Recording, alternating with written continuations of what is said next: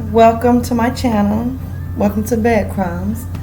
And you have the Queen and Princess. My baby now, she's 6 months old. When we were attacked, she was 4 months old. And we were attacked by a chaplain. The chaplain of the Cardinal Glennon Hospital in St. Louis, Missouri.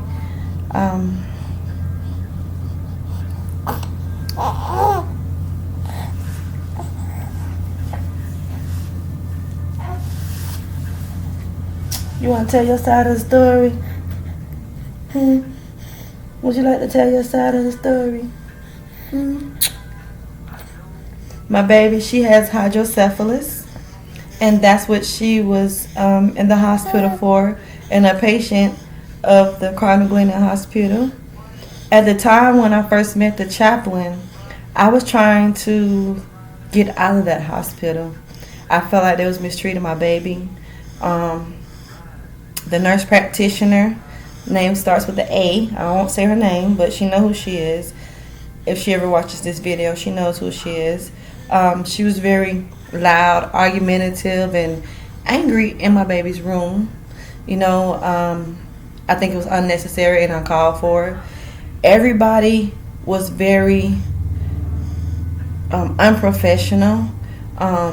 It started out because my baby was unconscious. She was in a medically induced coma, and I was trying to do the best I could to advocate for her.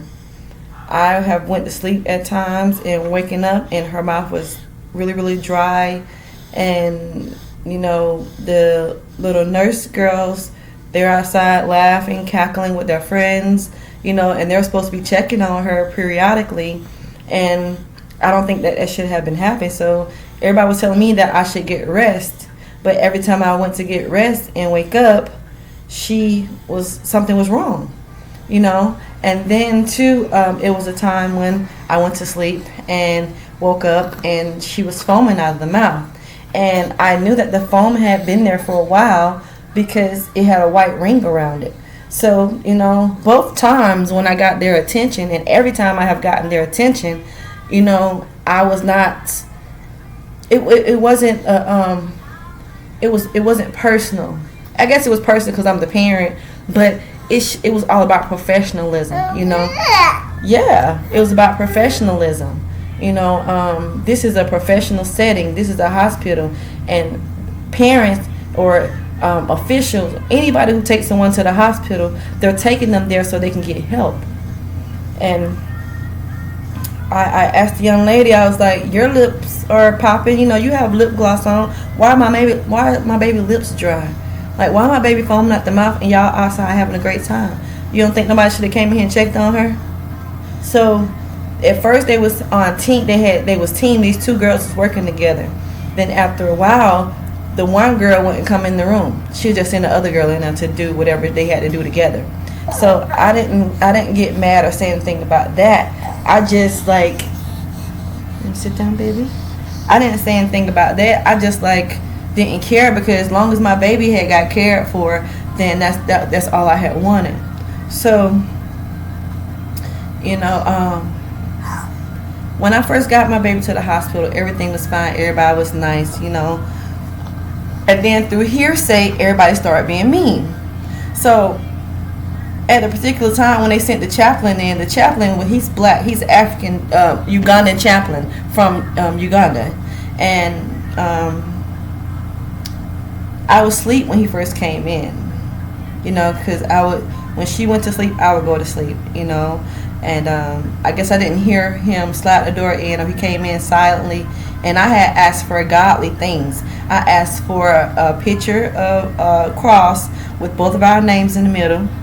And I asked for spiritual reading materials, godly reading materials, because I felt like the atmosphere, the aura, the energy was so negative. It was so devilish. I needed some God in that room. So that's the only thing I could do, was turn to God. A lot of people, and someone might be going through this right now, You feel like you have no voice when you're in the hospital, and your baby or your loved one is in the hospital. Your mother is in the hospital. Your girlfriend, boyfriend, someone is in the hospital, and you feel like you have to shut up. You don't have to shut up. Because if you see that somebody is doing something and you feel like it's wrong, you can voice your opinion. You can refuse somebody's service because there's always another hospital that somebody can be transported to. Now, these officials will tell you that you cannot be transferred to another hospital. That's not true. You can always be transferred to another hospital of your choice that has room for you there. You will be told that you don't have a voice, or you can't do this and you can't do that. They would try to go get security and say that you're being this, get you kicked out of the hospital. But if you're not doing anything wrong, a person can't kick you out of the hospital. They can't even ask you to leave because that's your loved one. That's who you brought to the hospital. So why do you have to leave? What's going on so important that you can't be there and you brought that person to the hospital? So they send the chaplain. At the time when they sent him, I was awake. The next time I was awake, he came in. He had introduced himself as a Jenna. You know, he said he's from Uganda and stuff like that. And I was like, oh, okay, I'm African too, you know. So we started talking about Africa and things like that. And so at that point, I felt like he was trying to befriend me. And me being a nice person, you know, okay, I'm friendly. I love God. I love anybody that's of God. You know, so, you know, we started being friends. And it was the end of January. And he gave me his number. Was like if I needed anything, you know, to give him a call, and he would help. So things just kept happening at the hospital, you know. And when things would happen, I would text him and I would call him. You know, I would tell him things and stuff. Like it was an episode where I guess she's the lady who was supposed to be seeing if my baby was sucking properly with her milk, you know, and stuff like that. I had an incident with her too, you know, and she was just had an attitude for no reason. I haven't met any of these people a day in my life, you know, and I just felt like I needed somebody there, you know. And I felt like since he had told me he was my friend and we was going to be friends through God, I felt like that was the person to call, you know, so we can pray in this room. We can pray out bad spirits in this room. When these people come in here and they're mean to me and having an attitude with me or trying to belittle me or talk down to me like I don't matter, you know, I call him and, you know, we can pray, you know. So I finally get away to leave the hospital. After emailing so many people that I thought affiliated with the hospital, I tried to make a report to leave the hospital. I tried to go through the nurses, the doctors. I tried to go through everybody to get my baby to go to another hospital because I felt like she was being mistreated. Nobody would listen to me. And then when somebody did come, you know, they would go and talk to someone else before they came and talked to me. So nothing kept being done. So this one doctor, I guess his name is Dr. I don't know if it starts with a V or a W, but he comes in and he makes a proposition, says that they have a hospital for me, and it's in Kansas City, Missouri. So I was like, sure, I'll take it anywhere but here. I don't want her here because I'm fearing for her life. I'm fearing for my life. And I want to get out of this hospital. I need my baby to get out of this hospital because I feel like y'all going to hurt her. And they had already hurt her. They put her blood sugar dropped to 31 because after they put the last drain in her head, which was in the middle of nowhere, may I add that part. When they put the last drain in her head, the guy who put the drain in her head told me that if she didn't get the drain put in her head that she was going to die. That's the only reason why I signed that paper. I took a picture of it too. That's the only reason why I signed that paper, because he said that if he didn't put that drain in her head, when he put the drain in her head, that she was going to die. And no parent wants their baby to die. So when she came out of that procedure,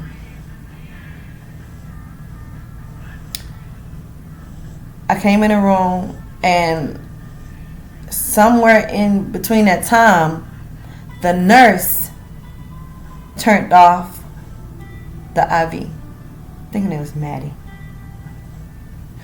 Heavyset girl. She turned off the IV.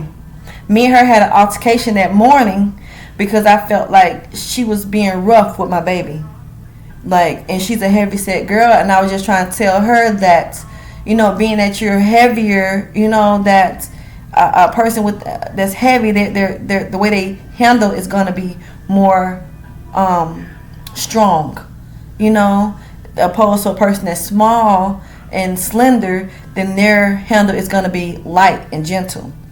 And you know, and I was like, can you just be you know, gentle with her? I am being gentle with her. And I was like, ooh. And I was looking around like, okay, all right. Like I said, I had been going through stuff with the nurses at the hospital, so that's why I was like, okay, you know, maybe it's me. I just woke up, man. I'm giving her a chance.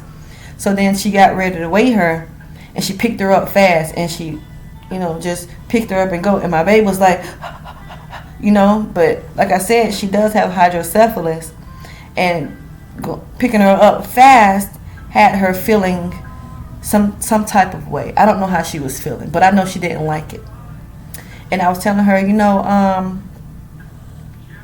when you're handling her, could you please just take your time with her? I am taking my time with her.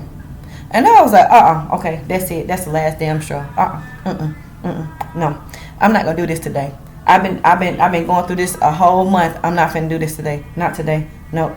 So when she got finished weighing her and she put her back down, I got on the phone and I called the charge nurse. The charge nurse comes in and I tells her what happened. And then I tell her that I want a different nurse because I don't want to go through the rest of the day with this same person who got an attitude. She come in here with an attitude early in the morning. I don't know what's wrong with her. I never met her before. I don't feel like she should be in my baby room with an attitude. And the way she's snapping at me, I don't think we're going to have a good day. And then she goes into telling me that they really don't have people up here because my baby's in the NICU.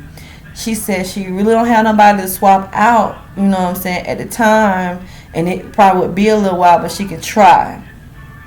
And I said, well, you know what? If you just go out there and talk to her, you know what I'm saying, and talk to her about her attitude, her disposition, and like the way that she's behaving, I'll keep her around, you know, because she's just here for 12 hours anyway. I'm not going to have to deal with her after 7 o'clock. So she was like, okay, I'm going to go outside and I'm going to talk to her. So she goes out there and talk to her and everything. Throughout the day, I seen her with the same type attitude, but I was ignoring it, you know, because I had been going through so much with those people. I just didn't feel like entertaining it. I didn't feel like keep on calling the people in the room, you know. I did have papers with, I had jotted down everything and the dates and stuff, but I lost it in a house fire back in April, you know. And yeah, so when I came back in that room, she turned my baby IV off. She turned that IV machine off. The IV machine was not dripping. That bag was still full. So, around 4 o'clock, or a little after 4, I rung for her to come. And I asked her, where's the milk so I can feed my baby? You know, it's time for my baby to eat. My baby needs to eat. She hasn't eaten since noon. And here it is, almost 5 o'clock. My baby need to eat. And she was like, well, let me go and check. So she goes and check she said she's going to go ask Jamie. So she goes and asks Jamie. Now, Jamie is a nurse. No, she's not a nurse. She's some type of doctor. I don't know what her title is. I don't know her last name. I don't know none of that. But she goes and asks this lady. She comes back to me and says, well, she's going to have to wait till 6 o'clock because she need to get on her schedule. And I'm like, get on a schedule? She ain't 8. She's supposed to eat at 3, 6, 9, 12. That's what they had her on. 3, 6, 9, 12. 3, 6, 9, 12. So she ate at 12. 3 o'clock already passed. So she needs something to eat. They're going to tell me that she's not going to eat. And if I feed her, they're going to get me removed from the hospital. All right. okay. All right. She say 6 o'clock. It's almost 6 o'clock. You know, the 5 o'clock hour it'll be over after this little 4 o'clock. You know, 4:30 leave. You know, we're gonna have one more hour to go. Well, my baby was crying, because she was hungry. You know, she didn't get anything to eat. Next thing you know, 6 o'clock comes around, and at this time, I was going live, and I was talking to people that was in Congo and Kiruana, and they were talking to each other, and then they was talking to me too. She comes in, and she says that we are talking about her. But when she came in, at that specific time, somebody asked me, was I feeding my baby? I said no. They told me to wait to feed my baby. So they said 6 o'clock, and it's like 6:10, you know. So she butts in and started talking to me and tells me, well, if you're concerned about your baby eating, you need to get off the phone.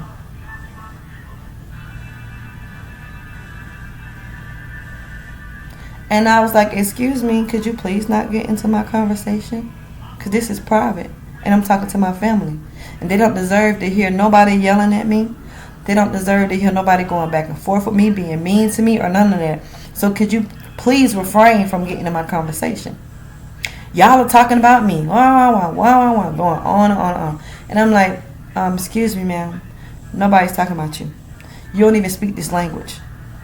So you don't know, you wouldn't know what they are talking about because you don't speak the language. So she goes and get the lady, bring the lady back. So now it's about 6:15, 6:20. We in here going back and forth because the charge nurse tells her that she has a right to defend herself from me. And I said, so you telling her that she has a right to fight me? And I'm sitting in here with my baby, not threatening to her, not aggressive to her, didn't do anything to her. And you're going to sit up here and tell her that she has a right to defend herself from me. What am I doing that she has to defend herself? So now, she has carried whatever she had inside of her from that morning to this evening. So now she's ready. She's ready to lash out on me. She's ready to actually fight me. And I'm sitting up here. I'm not in no fighting mood. Every nurse that came in that room, they had on gloves, ready to fight me. And like I'm supposed to be ghetto. I'm not ghetto. I'm not ratchet. I'm not going to go back and forth with you. I'm not going to do that. My baby already having seizures. When the PIC nurse came one day, and she was supposed to do my baby procedure, she had an attitude, very uncooperative. And while she was being negative and raising her voice, at that moment, my baby was having a seizure. And where was I? My back was turned, entertaining her ignorance. Entertaining her ignorance. And in that particular day, everybody was named Katie. My nurse was named Katie. The lady on the PIC nurse was named Katie. The lady with chart nurse was named Katie. It was Katie everywhere I turned. Katie.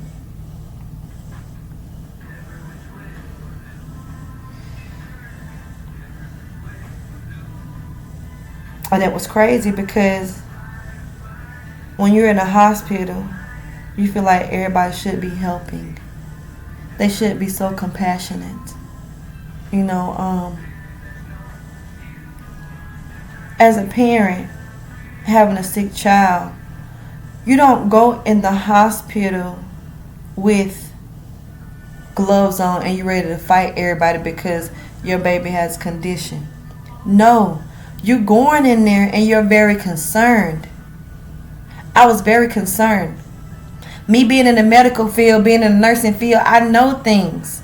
So if I'm saying something, I'm saying it from a professional point of view because of me working in that field. And I'm saying it from a personal point of view because that's my child. And I want what's best for her. I want the best care for my child. And she wasn't getting it. So everybody just had attitude. And I guess that they were passing around information, false information, or fake news about me from one nurse to another nurse, to the doctor, to this person, to that person. Just like a doctor came in, and when my baby was admitted to the hospital, they asked me what type of milk she drank. I told them that she drank Similac sensitive,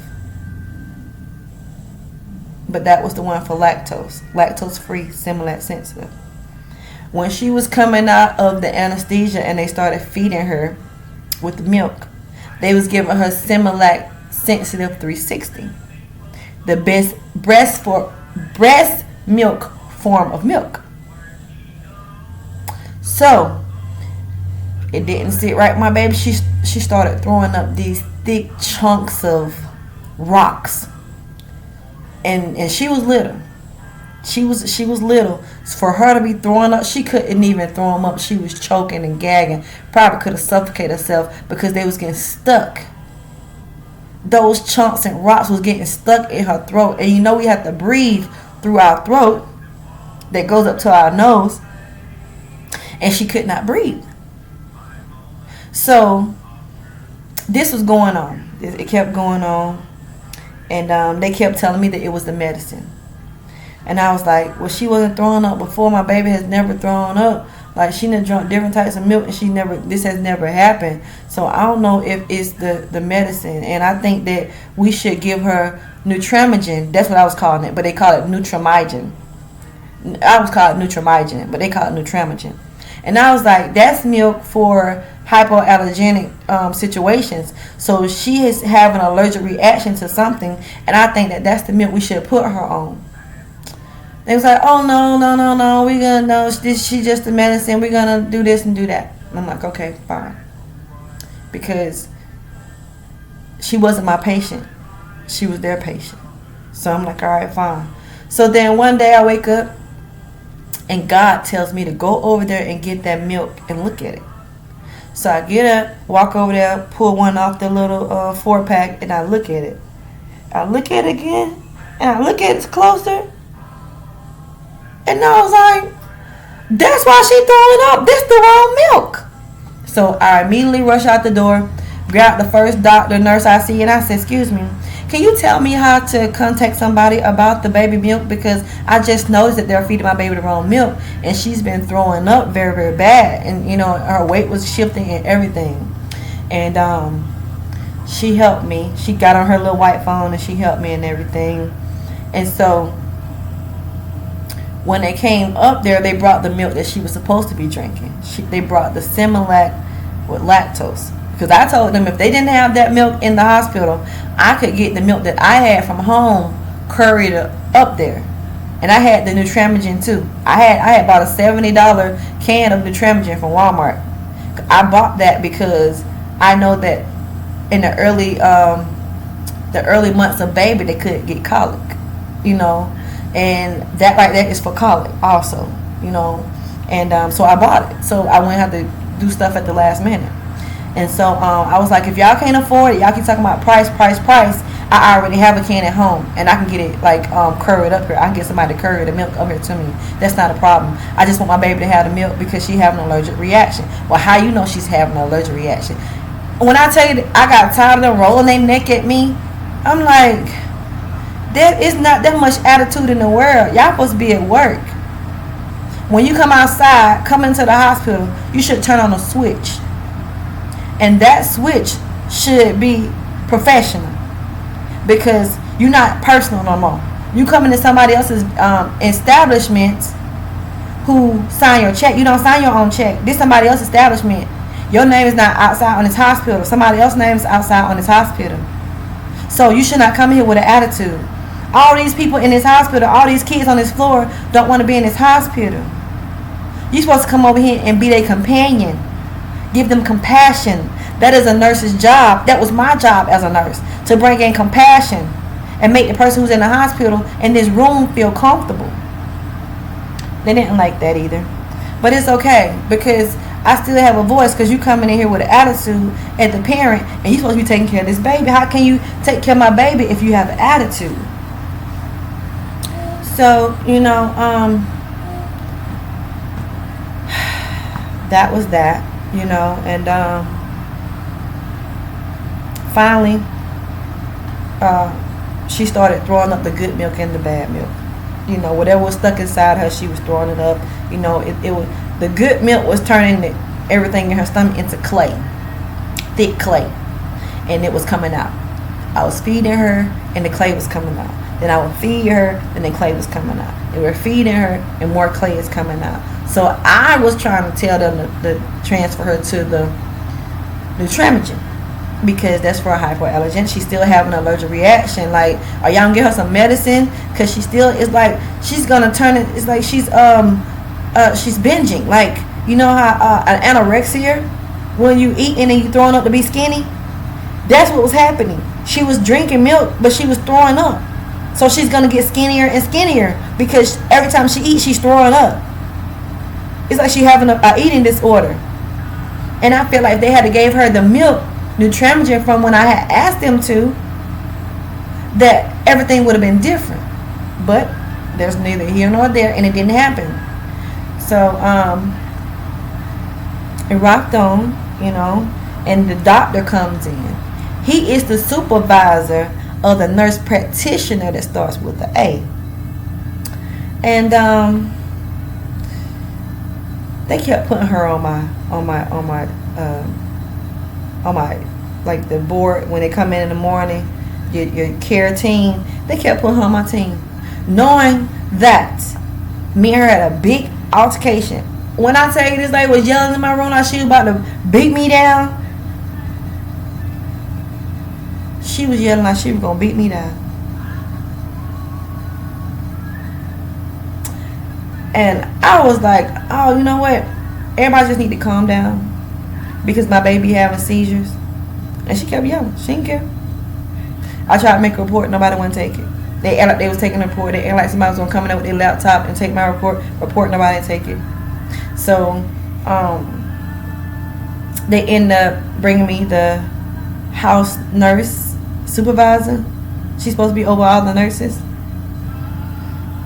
So she comes in, and me and her have a long conversation and everything. She acts like she's so concerned. For her to turn around and start acting like them. I called somebody else, I went down to admissions, and then I tried to get that person to call somebody over. He called somebody over from another floor in the hospital. She comes, she goes in, come back, and she's acting like them too. So they had called 911 talking about a wellness check. How you gonna do a wellness check and we in the hospital? That don't make sense. Now you end up sharing my address. Y'all sharing my address, and that's supposed to be private. Why is the nurse sending somebody to an address talking about a wellness check? The baby right here. So, it was just a lot of picking and bickering, and they had called the hotline. They hotlined me. But little did they know, I had the child protective service guy on the phone with me, because me and him had been talking, because they kept calling them. They kept calling him. It was like harassment. It was harassment, And so she didn't know I had him on the phone. And she was in there talking the way she was talking. I had another hospital official in there, because she's supposed to be the person that's like a case manager, a case worker, or advocate when people are going through stuff in the hospital. So I had called her on the phone early that morning when everything was going on with the lady, the nurse practitioner. So she was in there shaking her head, and then I put the child protective service guy on speakerphone. And she was like, and who am I talking to? When I tell you those necks was rolling and chopping and cropping, it was crazy.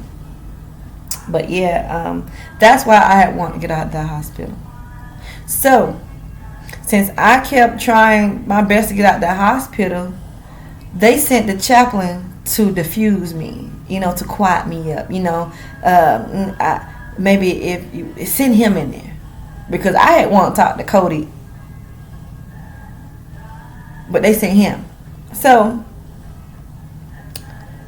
he comes in and everything. Like I said, we had already exchanged numbers and stuff like that. So we started being friends. And I felt like he was supposed to spy on me to see what I was doing and how I was moving, if I was going to try to sue them or what my angle was after my baby had left the hospital and everything. I think that he was reporting back to them. That's why he was trying to be so nice and lure me in.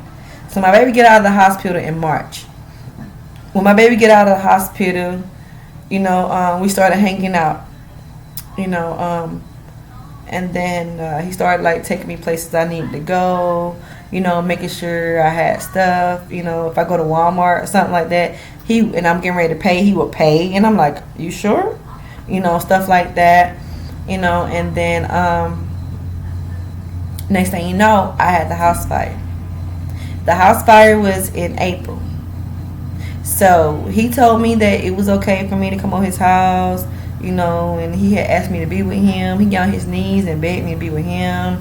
He was like, he wanted a woman like me, and and give him a chance, just let him show me the type of way that he was, and stuff like that. And he just was like going on and on and on. He was going on so much about it, I was falling asleep. I was like, yeah, I'm gonna think about it. I'm gonna think about it. And he just kept talking. And I'm gonna think about it. Yes, I'm gonna think about it. I was falling asleep because he just kept going on and on and on and on. So I get over there in the house with him, and at first he was nice. But then he started to be mean because he knew I ain't had nowhere to go. He knew that I didn't have no friends and I wasn't from Missouri. So he used all those things to prey on me. Now, I'm going to say this.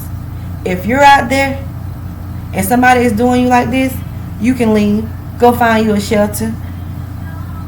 Because there are shelters out there for people, especially if you ain't got no child. Go to the shelter. Don't be ashamed. Go to the shelter. Because nobody deserves to be treated that way. To be belittled, One day I wanted to go to church. He punched me. Gave me like a 3-piece. Because I want to go to church. Did I report it? No. And he scratched me behind my ear. I didn't report it.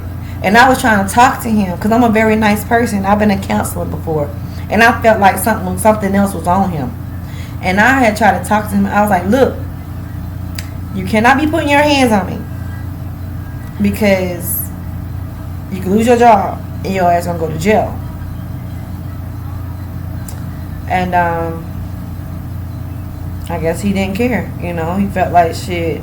If he beat me up, I wasn't gonna call the police, So the particular day that I was assaulted, I had went to the African convention because I know a lot of Africans, and I felt like I could find somebody to help me get away from him. Help me get out of his house, because he was being very territorial, and he was just being controlling. Like at first he was locking me in the house every day and leaving going to work, and I couldn't go nowhere because it's fob entry everywhere. If I leave somewhere, I wouldn't be able to get back in until he come back. And then he started leaving me the key so that I had to be there when he come there. So he was never there during the day. He would always come like 11 o'clock at night. So this particular day, I know he wasn't going to be around. So what I do, I get my baby, we get dressed, and we walk to the park where the convention is. He sees me out there. I don't know where he was. I never seen him. He spotted me because I wasn't looking for him. He calls my phone. He's like, where are you? Are you at the apartment? And he sounded like he was in the bathroom. And I was like, no. He was like, where are you? And I was like, I'm at the African convention. And he was like, all right, well then give me the key. And I was like, I'll meet you there when I leave here. Because I know he wasn't going to come there. He just was trying to do something. And he had been going through my stuff when he know I'm in a deep sleep. he had been like, I have my Bible, and I had a lot of notes in my Bible. I have a lot of stuff that I written to God in my Bible. Most of those papers are gone because he took them and he read them, and he didn't put them back because I kept moving my Bible. Every time I see my Bible be sitting somewhere that I know I didn't put it, I would grab it and put it somewhere else. So he wasn't able to put those paper back in my Bible. And to this day, my Bible have those little gaps in there because something was there and it's not there anymore. So when I'm flipping through my Bible, it has those gaps in it because my papers are missing. But yeah, so finally, I look at the performers and stuff like that, and I did see some people. I got resources and stuff to leave. I had got some domestic violence resources and stuff like that because he started making me feel like I was obligated to give him sex because I was there. If I wanted to go to the store, he tell me, okay, come on, lay with me. Lay with you. I'm not sleepy. I know, but you want to go to the store, so come on. Anything I wanted, I got to lay with him. And I didn't want to do that. So after a while, I started saying no. So I wasn't able to go nowhere. He wasn't feeding me. He wasn't bringing no groceries in. So I started confiding to people. I got online and stuff, and I started talking to my fans and stuff like that. So people started sending me like $20 here, $50 there for food. And when he would leave, I would leave. I would leave and go walk all the way down the street because I'm athletic. Walk all the way down the street to Save-A-Lot. Give me some food to cook. Come back, cook the food, be full and eating and happy. Then when he get there, I just act like I'm like.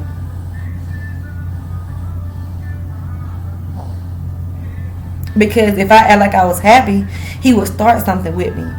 He would like just start being mean to me if I even had a half of a smile. You know, so when he come in, it'd be like 6, 7 o'clock sometime when he get off work to come and change clothes. Me and my baby are already in the bed. We sleep. And other times he just come at 11 o'clock, 12 o'clock at night, and I have to get up, go in the elevator because we was on the 16th floor. Go in the elevator, go down, let him in, and stuff like that.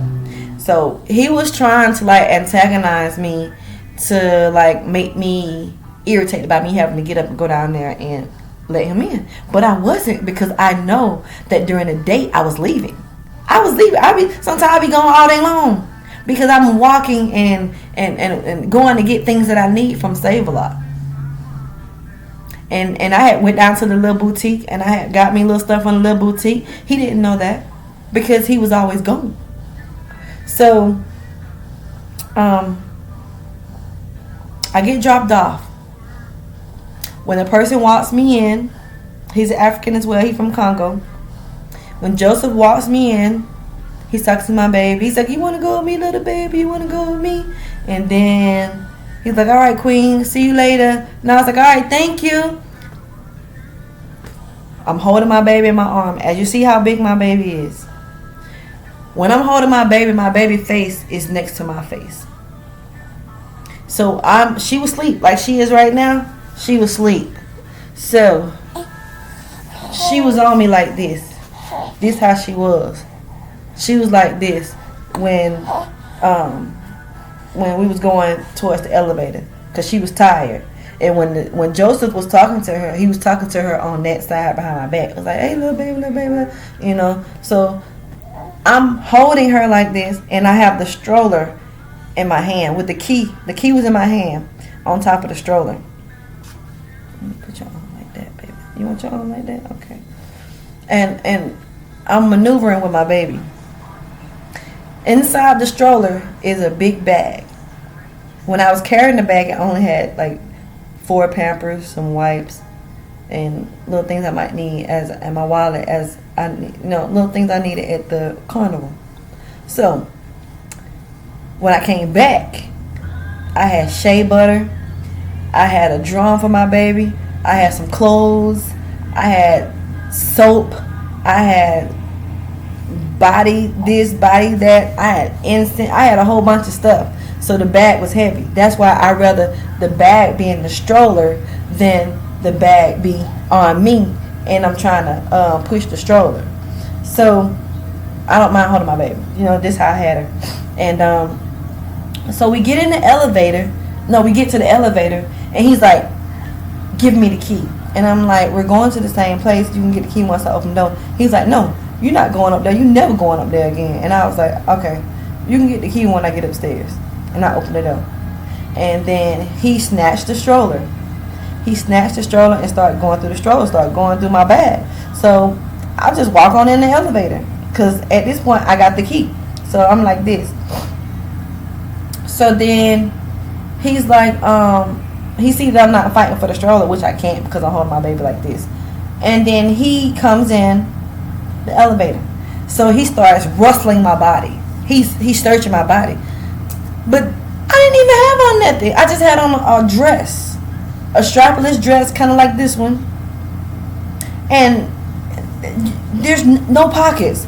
So you're frisking my body. So then he goes in to go between me and my baby.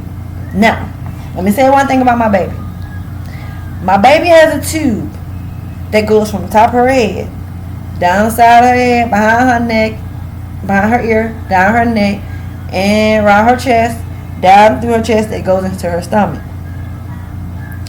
When he starts going between us, I pushed him off. Like get off me. And when I pushed him off me, he unloaded with fists. Started punching me, punch her. You see where her head is at? He was punching her too. Because I was holding her like this. And I couldn't do nothing because the only thing that was open was my face. So since her head was next to my face, he was punching her in the head, punching me in the face. So I still got a knot right here. I still got a knot right here. So I got a knot right here, a knot right here, and I still got a knot right here, and I still got a knot right here.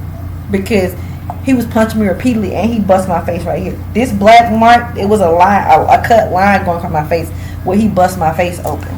Okay, baby, I'll sit you back down. I'm sorry.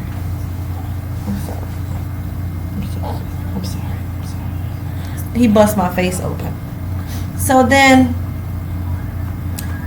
he gonna tell me, get out the elevator. And I was like, no, I'm not getting off this elevator. And I mashed one and went back down to the floor, to the first floor. And he was gonna attack me again, but the elevator stopped on level 6. And when the elevator stopped on the 6th floor, a white lady got in. And I was telling him, I was like, you know, you just hit my baby. My baby was crying, baby going crazy. I was like, you going to jail. Because I do have to report this because she has a condition. And she going to have to be seen by somebody, ambulance, somebody. So you in trouble, bro. You should have kept your hands to yourself. So I'm bleeding. I didn't know how bad I was bleeding. I just know I was bleeding. And then when the elevator doors opened, the white lady was going out. And I'm trying to jet out of the elevator with her. He grabs my arm, and I snatch my arm from him, and I go out the elevator too. So now he's behind me because he wants to beat on me more, but it's people out there. So I stop in front of the door to go out because a man about to come in. So I stop in front of the door, and I'm like, hey Siri, call 911. Hey Siri, call 911. And my watch wasn't working because I guess it wasn't close to my phone. I don't know. I guess my phone and everything went back up in the elevator. And then I just go outside. And then the guy that was coming in, I said, could you please call 911 for me? He was like, why? Where's your phone? I said, I just got assaulted by that guy right there, and I don't know where my bag is. My phone is in my bag, and I couldn't I don't know where my bag is at. And so he called 911. When the police got there, they called an ambulance because I was bleeding. This guy, he's laughing. And then he kept walking back and forth, and then everybody was stopping like, is he trying to antagonize you? You ain't got to be scared because we out here with you. If he come out here trying to beat on you now, we going to beat on him. You know what I'm saying? But my thing is, for him to be a chaplain, working at the Cardinal Glennon hospital, you're not supposed to act like that. You work around children. Why are you being mean to a child? That doesn't make sense. It doesn't make sense. And there's a video where he clearly states that the people at that hospital don't like me, but they love him. And I told him, yeah, they love you because they don't know how you are. But for him to know and for him to clearly state that these people don't like me, something. He had to know something else. Like I said, they had to send him for him to get information about me, on me, and for them so they could know how to move. I asked to speak to the president of the hospital. Nobody got this man to me. I tried to call him. The phone just keep ringing, ringing, ringing. I tried to, you know how they have the website where you make a complaint. They don't want to get in contact with me because the lady that does that is the house nurse. Even she had an attitude because they was trying to like say I couldn't get on the airplane with my baby for her to be lifted to go to Kansas City. But then when the people came, they had a form for me to sign to go. But they was like, prepare for you not to leave because you're not going to be going with your baby. Your baby going to go by herself. And I'm like, no, if I can't go, she's not going. Because how does that look? My baby going somewhere. I'm going to have to be the one that sign consent forms for her to get something. Then they just going to be doing stuff to her. No, that's not what's up. Because even the doctor who asked to do her shunt, the doctor who asked to put her shunt in at the Cardinal Glennon hospital, I asked him, I said, so you want to do this shunt, right? So what are the side effects to it? I had already looked it up, but I wanted him to explain to me what's the ups and downs of this shunt if she gets it. He gonna tell me, well, that's not really important. The important thing is that she gets it. Excuse me? What's not important? Well, she's not getting it. Because if you can't sit up here and explain to me what she's getting and why she's getting it and what is the outcome of it and the side effects of something, she's not getting it. That's just like a medicine. I'm not going to give my baby a medicine. You can't tell me what the side effects are of it.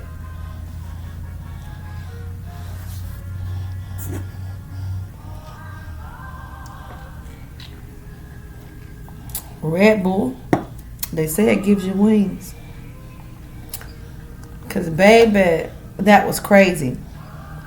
And all this stuff that happened is not my fault. People in this world just are sick. And, you just have to deal with whatever you can deal with. I tried to call lawyers to get lawyers to deal with it. Nobody want to take the case because people take their child to the Cardinal Glennon Hospital. They take their grandchildren to Cardinal Glennon Hospital. So it's a conflict of interest. Where they going to take their child? They like that hospital. But that same hospital was treating me and my baby wrong. And that chaplain, John, however which way you want to say it, supposed to be a book writer. You talking about God in these books where you're paraphrasing about God in these books, but you don't even believe what you're writing. He's a monster. For you to hit a 4-month-old baby. He hit my baby 1 time. He hit my baby 2 times. He hit my baby more than 3 times. Because he unloaded at least 10 fists on me. Repeatedly. And was going to do more.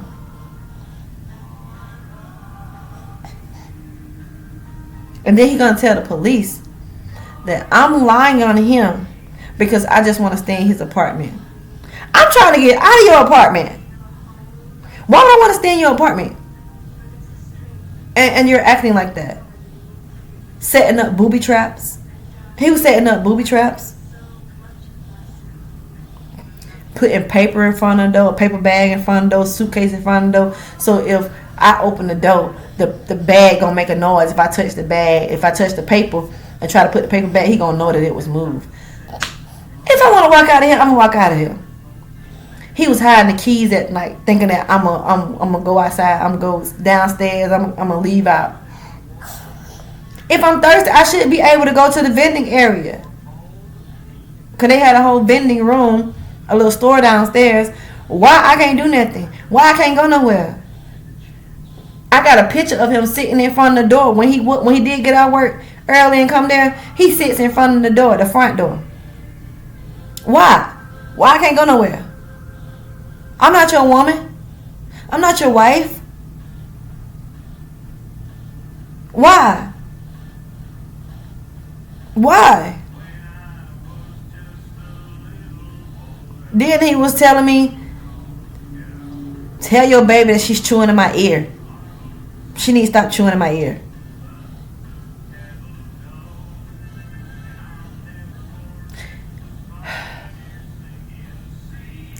Get you some earbuds.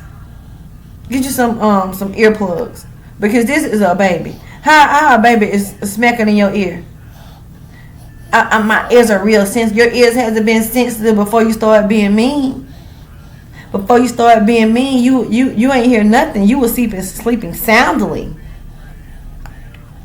But then I guess, like, you know, by him having those friends at the hospital, they probably had talked, and, you know, and he probably told them something or whatever, and then that's what the advice they was giving him, like, to be mean to me and I'm gonna leave. Well, you being mean to me, you know I didn't have nowhere to go. But then you see I'm not asking you for nothing, and I'm not being needy, so you're getting pissed off. It was pissing him off that I wasn't asking him for anything. I wasn't asking to go to the store. I wasn't asking, like, to get food items, bring food items and stuff like that so I can cook, you know. But I was eating every day. I was eating every day. Every day. Every day. I was eating good every day. He thought I wasn't eating because he never saw me eat. Just like at Cardinal Glennon Hospital. They thought I wasn't eating because they never saw me eat. Just because you never see me eat, that doesn't mean I was eating. When they was not at the huddle booth, I was at the refrigerator. The refrigerator was right across the street from, right across the hall from my room. They moved me from a quiet room to a noisy area, thinking that I was gonna be like confrontational. No, I wasn't, because my baby's still getting treatment. Okay, thank you. I like ice. I was iced up every day. I was icing it down. I love to chew on ice. You did me a favor, thank you. You know, but they thought that they was bothering me by the things that they was doing. It didn't bother me at all, because when the doors closed, you can hear stuff, but I kept it on the music channel, so my baby can hear music all the time. And then when Reba was on the music channel, I would play music on my phone. So she wasn't really bothered about the things that was going on outside the room. It's just she was bothered that they weren't coming in and turn the machine off. The machine be beeping, beep, beep, beep, beep, beep, beep, beep. And that thing, they would let that thing beep for like 10 to 15 minutes. That's a lot of beeping for a baby that has seizures and she has headaches and stuff. And every time they gave her Tylenol, the fluid would be red. So I stopped telling them to give it to her. They was like, can I give her something for pain? No. She's not in pain. She just needs me. So I would go over there and I would comfort her. Because my baby, just like now, she's always on me.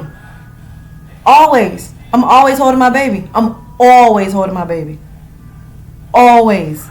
She's always in my arms. I try to let her get down and, you know, get her moving around on so she can learn her abilities of, you know, motion. But for the most part of it, she's always in my arms.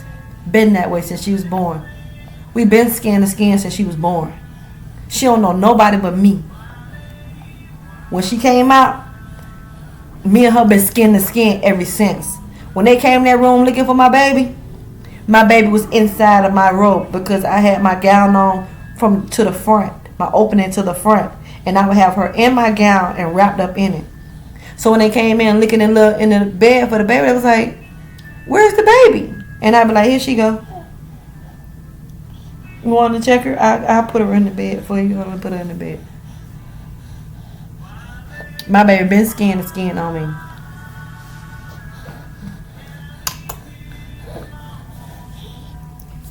And for her to have that condition, you know, hydrocephalus, and them not respect her, that really showed me how caring people are. Very unprofessional. Very unprofessional. Very unprofessional. And to this day, nobody has apologized to me. Nobody has apologized. They don't think I'm owing an apology.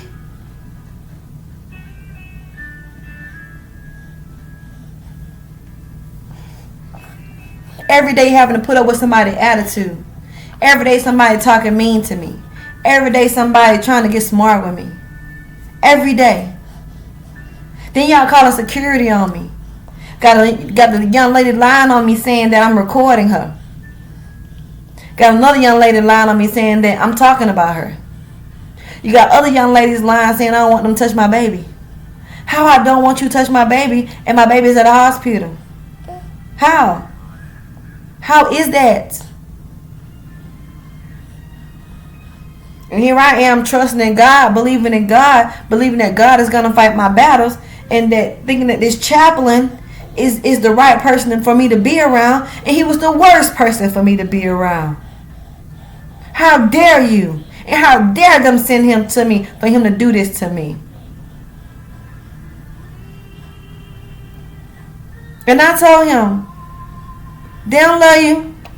Because as soon as you go to jail and you need them, they going to fire your ass and turn their back on you. Yes. Yes. I don't know how long he was working for them, but he was they protege when it came to me. For him to belittle me and downgrade me and to act like he wanted me or act like he liked me and then get me around him, for him to abuse me mentally, emotionally, psychologically.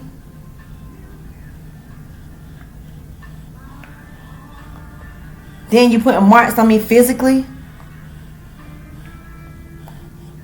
I didn't report it the first time, and that's what made it worse the second time. Look how he bust my face open. Look at my eyes. My eyes are just not lightening up, and I'm a beautiful woman.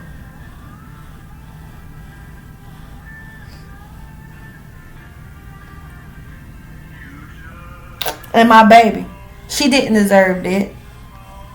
Punched in the back of the head repeatedly. Then you laughing when the police get there. Okay. I don't deserve that. And if anybody want to make a movie spin-off on it, just contact me. Contact me. Contact me.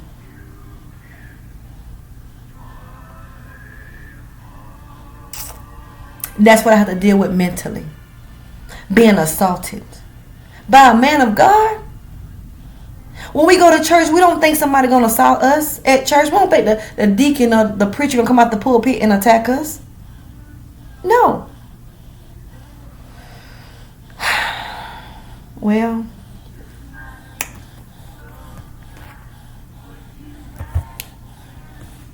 God hear all and he see all. I got my Bible right here. I put my hand on the Bible. That everything that happened and everything I said happened. And it's even more to the story. And to all those people that I emailed trying to get away from that hospital and y'all said y'all couldn't do nothing, I respect it. And I'm not mad about it. Because I got away from the hospital, but just when God needed me to. And he put me in a better place. Put her in a better place.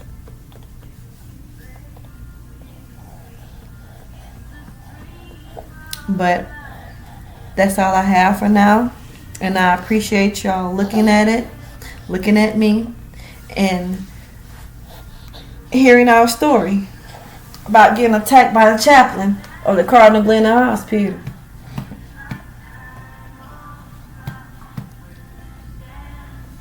And you have Queen and Princess, and we are signing off. And we hope that you have a great day, night, evening, life.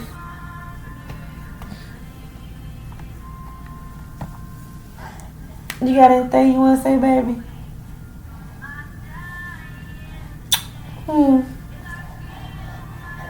You want to say something?